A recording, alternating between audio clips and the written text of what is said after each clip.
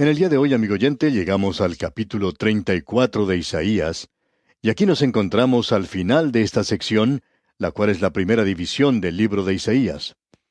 Esta división trata del gobierno de Dios. Su juicio ha sido el tema principal a través de todo esto. Esto cambiará ahora dentro de breves instantes. Nos aproximamos ahora al final de esta sección en particular, donde hemos estado observando 6 ayes, y ya ha habido cierto progreso o progresión en este asunto de la profecía. Vimos la situación local a la cual se estaba dirigiendo el profeta Isaías, y luego cuando él se internó en un área un poco más amplia, al dirigir su mirada a través de los siglos hacia una época cuando nuevamente se presentaba el juicio.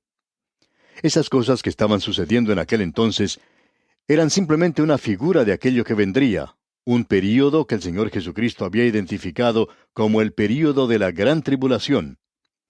Y luego, pasando eso, tiene lugar la llegada del Rey. Hemos visto eso. Lo vimos en nuestro programa anterior. El Rey ya viene, pero en realidad hoy no estamos mirando o esperando al Rey. Estamos mirando o esperando a un Salvador. Estamos esperando esa bendita esperanza, la gloriosa venida de nuestro Dios y Salvador Jesucristo. Luego que Él saque a su iglesia de aquí, el mundo pasará a través de un período de problemas y dificultades, y a esto se le ha llamado el período de la gran tribulación. Y luego, al final de eso, el Rey viene. Ya hemos visto esto. Y ahora, antes que Él venga, vemos aquello que será el final, la guerra de Armagedón. Este capítulo, como ya hemos dicho anteriormente, es una contradicción con la filosofía de este mundo. El hombre mira hacia el futuro como si eso fuera una época cuando él habrá mejorado al mundo gracias a sus propios esfuerzos, que él va a lograr construir lo que llama utopía. Él logrará atraer el milenio, aun cuando lo llama por nombre diferente. El hombre será capaz de elevarse a sí mismo. Eso es lo que piensa hoy. Es la filosofía básica de la evolución. De paso, digamos que la evolución es una filosofía y no es una ciencia de ninguna manera, porque existe una diferencia de opinión entre los científicos en cuanto a lo que ocurrió en realidad en este mundo hace 1 millón de años. Pero aún así, toda la filosofía es que se logrará mejorar las cosas al avanzar hacia el futuro, pero será un mejoramiento hacia adelante y hacia arriba para siempre. Día a día, en todo sentido, yo estoy logrando ser mucho mejor. Ese es el cuadro. El hombre ha incorporado eso a todo aspecto de la vida, a cualquier cosa a la cual uno observa, y no interesa lo que sea, uno puede mirar hacia el pasado y ver cómo la gente de entonces hacía las cosas y cómo se hacen ahora en el presente, y entonces uno puede ver un gran progreso. ¿Y qué será en el futuro? Ellos tendrán la alfombra perfecta. Por supuesto que puede que lleguen a perfeccionar esa alfombra persa hasta el punto en que uno se pueda sentar en ella y salir volando. Y esa alfombra tiene de todo, excepto un timón. Y no sabemos a qué lugar lo llevará, pero el hombre está de camino. Él cree que nos estamos dirigiendo a algo grandioso y bueno. Lo interesante, amigo oyente, es que la palabra de Dios mira hacia el futuro, a aquel día que vendrá. Todo está en el milenio. Ese será un día mejor. Pero eso no es la consumación de los esfuerzos del hombre. En vez de eso, es el reino que viene a través del poder y la gloria de Dios. Y antes de que el reino sea establecido, todo lo que el hombre ha construido aparte de Dios pasará por un juicio terrible. Toda la obra del hombre es contraria a Dios y debe resultar en un conflicto final. Ese conflicto final ha sido llamado, en el último libro de la Biblia, como la batalla de Armagedón. Y el pecado del hombre será finalmente encabezado por el hombre de pecado, quien intentará traer un reino de su propia parte, y ese reino es el período de la gran tribulación. Solo podrá terminar con la venida del Señor Jesucristo a este mundo para establecer su reino. Así es que este capítulo que tenemos ante nosotros aquí mira en su totalidad hacia el futuro. Los asirios han desaparecido. Delitzsch ha explicado esto diciendo algo que está muy acertado según nuestra opinión. Él dice, sentimos que estamos siendo sacados del escenario de la historia y transportados al medio de las cosas finales. Estos capítulos son los últimos pasos por los cuales nuestro profeta se eleva hasta la altura en la cual permanece. Por último, cuando llegamos al capítulo 40, al final, después de la caída de los asirios, las tinieblas vuelven a juntarse otra vez en el horizonte. Isaías se apartó de sus propios tiempos. El fin de todas las cosas llegó a ser más y más su propia posición. Fue la revelación del misterio de la encarnación de Dios, para lo cual todo esto preparaba el camino. Esto que tenemos aquí, pues, es algo tremendo. Llegamos ahora a la indignación que el Señor derramó sobre todas las naciones. Eso lo vemos en los primeros 4 versículos. Y luego veremos a Edom como el objetivo y la figura que representa a todos los enemigos de Dios. Y luego, la intención del Señor es que el día de la venganza del Señor se acerca. Notemos lo que tenemos ahora aquí en el primer versículo de este capítulo 34 de Isaías. Acercaos, naciones, juntaos para oír, y vosotros, pueblos, escuchad. Oiga la tierra y cuanto hay en ella, el mundo y todo lo que produce.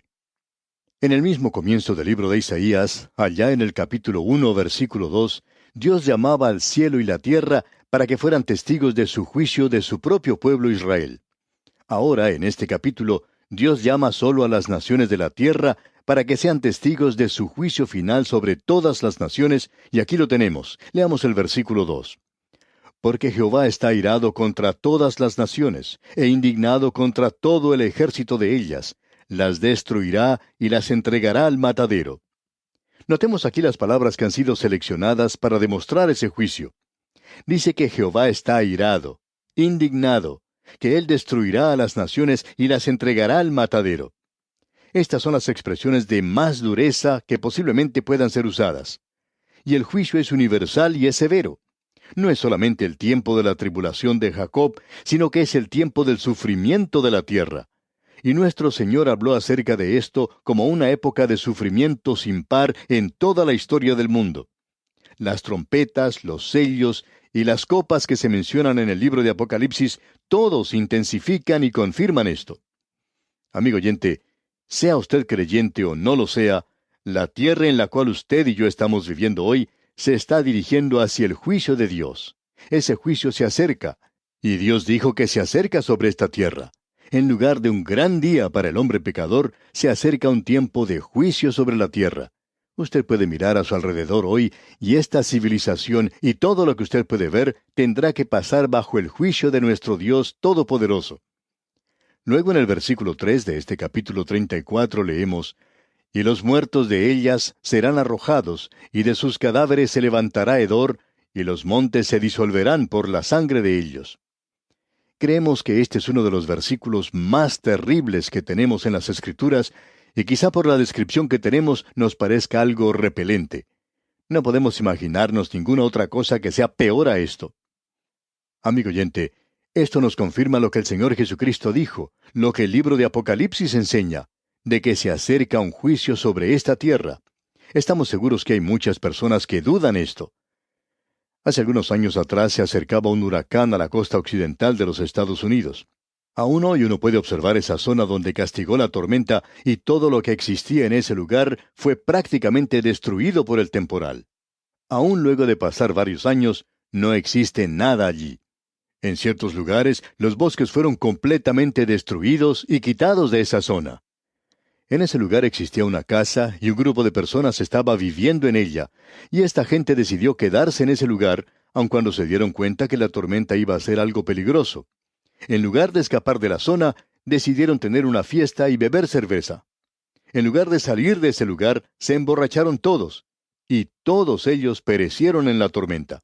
Esa gente no creyó que esa tormenta iba a ser tan fuerte, y hasta se burlaban de ella. Pues bien, amigo oyente, usted puede hacer eso en cuanto a la tierra el día de hoy.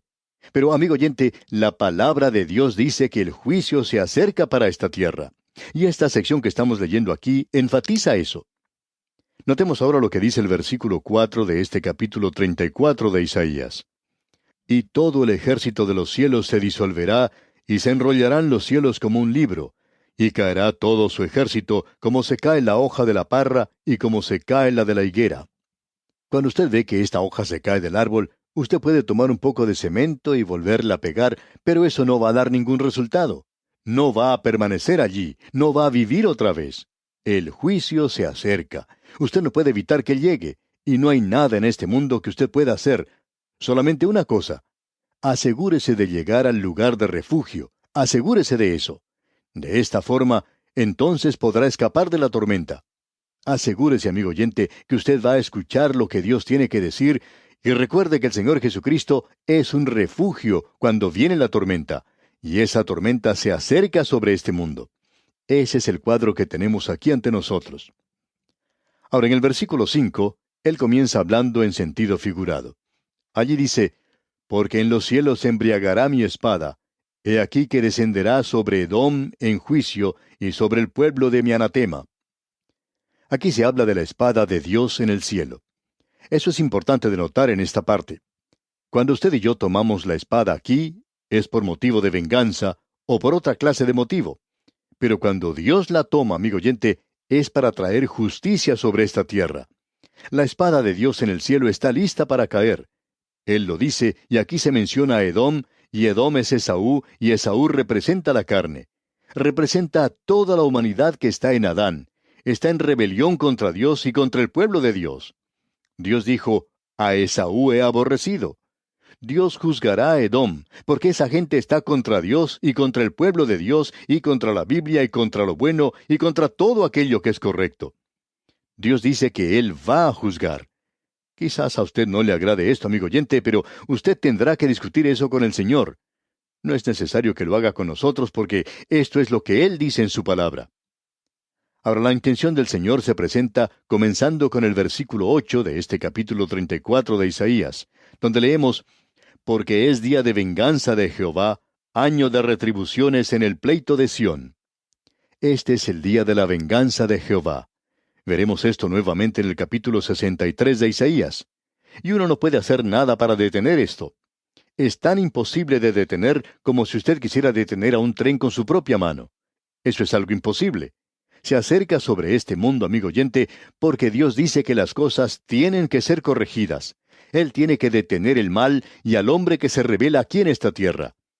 Hay una gran cantidad de gente en esta tierra que no quiere inclinarse ante Dios de ninguna manera. Este es el universo de Dios. No sabemos dónde podrán irse.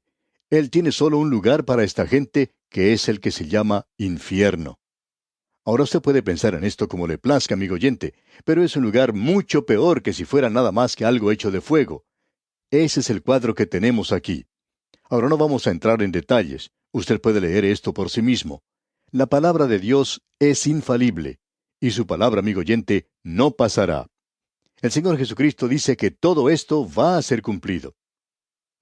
Y llegamos ahora al capítulo 35 de Isaías, y damos gracias a Dios porque la batalla de Armagedón no va a ser el fin de todas las cosas. Llegamos ahora a las bendiciones del milenio, y este es un cuadro del reino. Tenemos aquí una expresión poética, una joya. Hay un cierto sentido de justicia poética en este capítulo, con el cual se concluye esta sección sobre el juicio.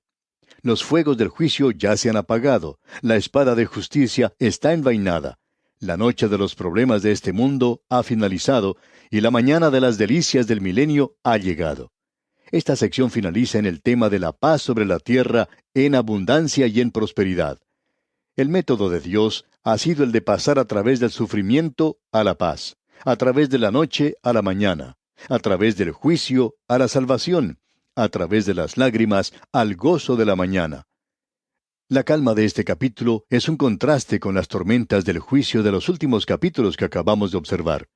De esos capítulos que lo precedían, podemos decir como dice el escritor de Cantar de los Cantares, ha pasado el invierno y las flores aparecen sobre la tierra. Tenemos ante nosotros ahora 3 secciones. En los primeros 2 versículos, la tierra material será restaurada y la maldición del pecado será quitada del cuerpo de esta tierra. En los versículos 3 al 9, el cuerpo del hombre será renovado. Esta es el alma de la tierra, la humanidad. Luego, en el versículo 10 tenemos que los miembros de la familia de Dios regresarán a Sión, y aquí tenemos el espíritu de la tierra. Veamos esto, leamos el primer versículo de este capítulo 35 de Isaías. Se alegrarán el desierto y la soledad, el yermo se gozará y florecerá como la rosa. Los desiertos de este mundo en la actualidad no están disminuyendo en su tamaño. Lo que en realidad sucede es que se hacen cada vez más grandes. Las sequías y la erosión de este suelo están apresurando el proceso hoy, y la contaminación ambiental está llenando esta tierra. Todo eso cambiará completamente en el milenio. Toda la contaminación ambiental será quitada. También será quitada la maldición del pecado. Y tendremos entonces esta maravillosa declaración de este primer versículo donde dice, se alegrarán el desierto y la soledad, el yermo se gozará y florecerá como la rosa. Ese es el cuadro del futuro de esta tierra. Luego leemos en el versículo 2, florecerá profusamente y también se alegrará y cantará con júbilo. La gloria del Líbano le será dada, la hermosura del Carmelo y de Sarón. Ellos verán la gloria de Jehová, la hermosura del Dios nuestro. El apóstol Pablo nos dice allá en su epístola a los romanos que toda la creación gime a una y a una está con dolores de parto hasta ahora. En el milenio, la creación toda se regocijará. En el versículo 3 vemos que también el hombre será renovado, porque la creación está esperando que nosotros recibamos cuerpos nuevos. En los versículos 3 y 4 de este capítulo 35 de Isaías leemos, fortaleced las manos cansadas, afirmad las rodillas endebles. Decid a los de corazón apocado, esforzaos, no temáis. He aquí que vuestro Dios viene con retribución, con pago. Dios mismo vendrá y os salvará. En medio de las tormentas de juicio, el pueblo de Dios puede regocijarse porque ellos saben que Dios vendrá y los salvará. La iglesia tiene además el gozo de nunca experimentar ese período de la gran tribulación. Luego se nos dice en los versículos 5 y 6, entonces los ojos de los ciegos serán abiertos y los oídos de los sordos se abrirán. Entonces el cojo saltará como un ciervo y cantará la lengua del mudo, porque aguas serán cavadas en el desierto y torrentes en la soledad. Las enfermedades y el sufrimiento y toda la aflicción es un resultado del pecado del hombre. Todo eso, amigo oyente, será quitado en el milenio. Ahora en el versículo 7 de este capítulo 35 de Isaías leemos, el lugar seco se convertirá en estanque, y el sequedal en manaderos de aguas, en la morada de chacales, en su guarida será lugar de cañas y juncos. ¡Qué cuadro más hermoso el que tenemos aquí, amigo oyente! Y luego en el último versículo de este capítulo 35 de Isaías, el versículo 10 leemos, y los redimidos de Jehová volverán, y vendrán a Sión con alegría, y gozo perpetuo será sobre sus cabezas, y tendrán gozo y alegría, y huirán la tristeza y el gemido. ¿Puede usted, amigo oyente, pensar en algo mejor que eso? Y así finaliza esta sección en la cual nos encontramos. Usted puede repetir lo siguiente, apresura, oh Salvador, la hora de tu regreso. No te demores, para que los que vivimos no abandonemos la esperanza. No te demores, para que la tierra no padezca como el infierno, y para que tu iglesia no se derrumbe al polvo. Oh, apresura ese gran día de resurrección, cuando los sepulcros que reciben lo que se corrompe y retienen nada más que el polvo, podrá regresar a las gloriosas estrellas y los soles. Ese clamor desolado, ven, toda la creación dice, ven, ven Señor Jesús, porque el anhelo ardiente de la creación es el aguardar la manifestación de los hijos de Dios. Y amigo oyente, deseamos finalizar con esta expresión. Dios mediante, en nuestro próximo programa, vamos a continuar con nuestro estudio en el capítulo 36 de Isaías, que trata de la gran sección histórica del libro de Isaías. Mientras tanto, le aconsejamos, como lo hacemos con frecuencia, que usted lea el capítulo 36 de Isaías y se familiarice con su contenido. Que la gloriosa esperanza de estar un día con el Señor sea el aliciente de una vida de comunión con Dios. Hasta pronto, y que el Señor le bendiga.